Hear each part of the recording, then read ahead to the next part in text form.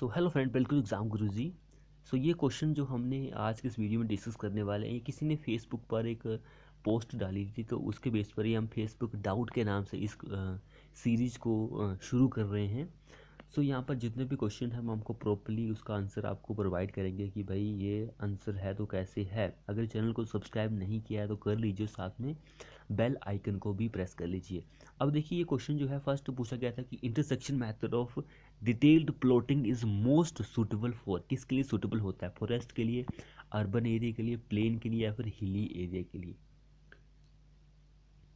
तो intersection method जो होता है सूटेबल होता है when the distance of object are large.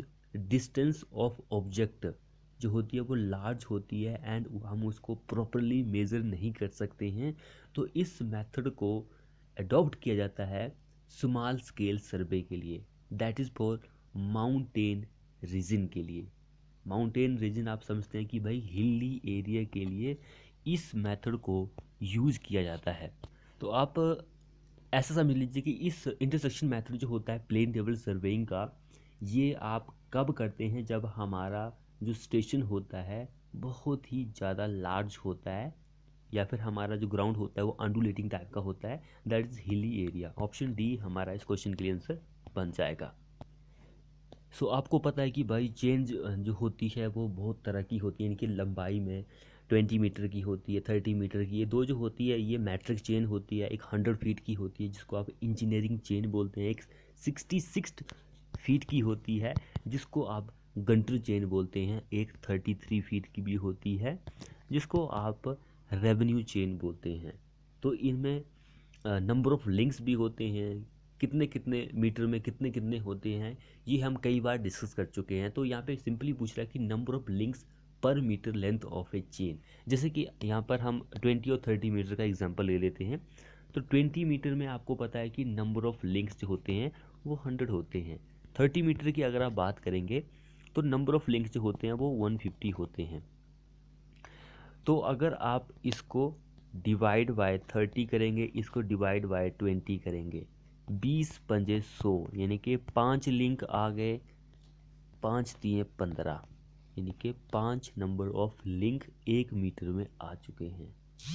अगर आप ऐसे भी करते हैं 20 इंटू 5, 20 पंजे 100, 100 लिंक बन जाते हैं। 30 इंटू 5, 150 लिंक्स बन जाते हैं। इट मीन्स कि एक मीटर में जो बन रहे हैं वो 5 लिंक बन रहे हैं। तो इस तरह से आप इसको कैलकुलेट कर सकते हैं। सो अगला क्वेश्चन क्या बोल रहा है, the rocks which are formed due to cooling of magma at the considerable depth from earth surface are cold. भाई कुछ डेप्थ जो होती है अर्थ सरफेस के, उसके नीचे जब हमारा मैग्मा ठंडा होता है तो रॉक जो बनती है वो होती है प्लूटोनिक रॉक्स। प्लूटोनिक रॉक्स जो होता है उसको आप इंट्रूसिव रॉक के नाम से भी जानते हैं, तो इस पॉइंट को भी आप याद रखिए। इंट्रूसिव रॉक के अगर आप एग्जाम्पल की बात करेंगे तो ग्रेनाइट इसका मोस्ट कॉमन एग्जाम्पल होता है। ए हमारा इस क्वेश्चन में आंसर बन जाएगा। अगला क्वेश्चन देखिए, plywood has the advantage of. Plywood के एक हमने पीछे क्वेश्चन डिस्कस किया था, प्लाईवुड था तो टिम्बर के ऊपर, लेकिन उसमें हमने डिस्कस किया था कि भाई इसकी जो स्ट्रेंथ होती है वो सेम होती है ऑल द डायरेक्शन में। सी हमारा इस क्वेश्चन में आंसर हो जाएगा। अगला क्वेश्चन देखिए, due to attack of dry rot the timber is. Dry rot जो होता है जब वो हमारे टिम्बर के ऊपर अटैक करता है, एक इंसेक्ट होता है, तो हमारा जो टिम्बर होता है वो पाउडर की फॉर्म में रिड्यूस हो जाता है, रिड्यूस टू पाउडर, पाउडर की फॉर्म में रिड्यूस हो जाता है। अगला क्वेश्चन देखिए, excess of alumina in brick earth makes the brick. अगर एल्यूमिना 20 से 30% होता है हमारी ब्रिक में, अगर ये ज़्यादा हो जाता है तो क्या होता है, एक तो ये प्लास्टिसिटी देता है, अगर ये ज़्यादा हो जाता है तो जब आप इसको सुखाते हैं तो ये क्रैक एंड वार्प हो जाएगा। ऑप्शन डी हमारा इस क्वेश्चन के लिए आंसर बन जाएगा। अगला देखिए, the constituent of cement which is responsible for the all the undesirable property of the cement. अब यहाँ पर जो हमारा आंसर रहेगा, the constituent of cement which is responsible for all the undesirable property of cement के लिए वो tree calcium aluminate होता है। जब आप ट्री कैल्शियम सिलिकेट की बात करते हैं, यानी कि इसकी बात करते हैं, ट्री कैल्शियम सिलिकेट, इसकी बात करते हैं बी ऑप्शन की, तो ये आपको क्या देता है, अर्ली स्ट्रेंथ देता है, अर्ली स्ट्रेंथ ये देता है। लेकिन डाई कैल्शियम सिलिकेट जो होता है वो अल्टीमेट स्ट्रेंथ आपको देता है, अल्टीमेट स्ट्रेंथ ये देता है, लेकिन अर्ली स्ट्रेंथ ये देता है। ट्री कैल्शियम एल्यूमिनेट जो होता है ये इमीडिएटली रिएक्ट करता है पानी के साथ, जब भी आप पानी डालेंगे तो इमीडिएटली रिएक्ट यही करता है। इसका हीट ऑफ हाइड्रेशन सबसे ज़्यादा होता है 865 जूल पर ग्राम या फिर कैलोरी होता है।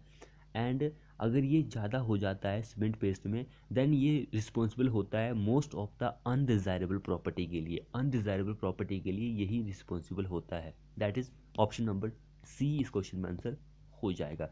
अगला देखिए, the foundation in which a cantilever beam is provided to join two footing is known as, so वो होती है strap footing, strap footing. Option B हमारा इस क्वेश्चन में आंसर हो जाएगा, strap footing is the correct answer हो जाएगा।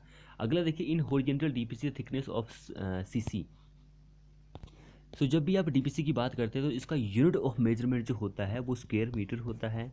इजी क्वेश्चन है। डीपीसी में अगर डेप्थ थिकनेस की बात करें सीसी की तो वो 4 सेंटीमीटर होता है।